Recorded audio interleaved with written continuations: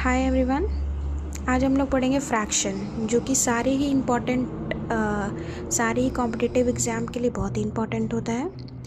तो आज हम सारे ही कॉन्सेप्ट को कवर करेंगे, जिसमें सबसे पहले हम जानेंगे फ्रैक्शन से परसेंटेज कैसे बनाते हैं।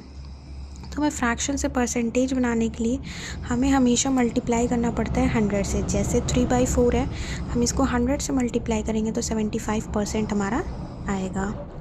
ऐसे ही जब हमें परसेंटेज से फ्रैक्शन में कन्वर्ट करना हो तो हम क्या करते हैं, 100 से डिवाइड करा देते हैं। जैसे 75% है, इसको हम अगर 100 से डिवाइड करा देंगे तो हमारा फ्रैक्शन के फॉर्म में आ जाएगा।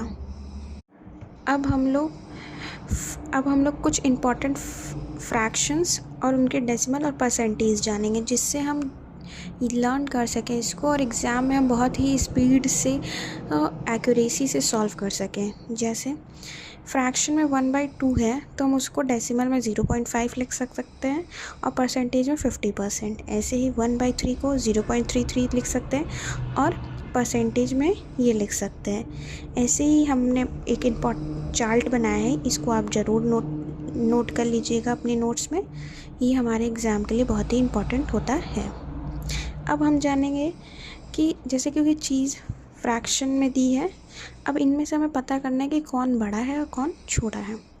तो हम उसके लिए हम जानते हैं, जैसे 5/8 है और 7/12 है, तो इनका हम क्रॉस मल्टीप्लाई करा देंगे, जो कि आता है 5 × 12 = 60 और 7 × 8 = 56 आता है। तो इससे यह पता चलता है कि हमारा 5/8 है वो ग्रेटर है 7। ये हमारा एक क्वेश्चन है जिसमें हम जानेंगे, जैसे ये लिखा हुआ है 99 17/23 मल्टीप्लाई बाई 23 है। कुछ बच्चे क्या करेंगे, इसमें 23 से 23 को काट देंगे, then they solve multiply it and give the answer. But नहीं, पहले हमें इस पोर्शन को सॉल्व करना चाहिए। पहले इनका मल्टीप्लाई कराएं, इससे ऐड कराएं, जो हमारा ये टर्म आएगा अपॉन 23 × 23 करेंगे।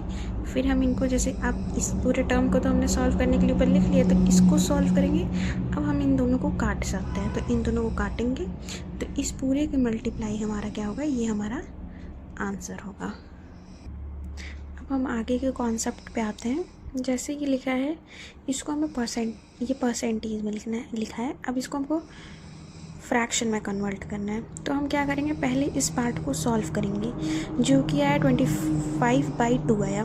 अब इसमें क्या लगाया है, परसेंटेज, तो इस परसेंटेज लगाए तो हमें इसको डिवाइड कराना पड़ेगा 100 से। तो हम इसको सॉल्व करेंगे तो क्या आएगा, 1/8। ऐसे ही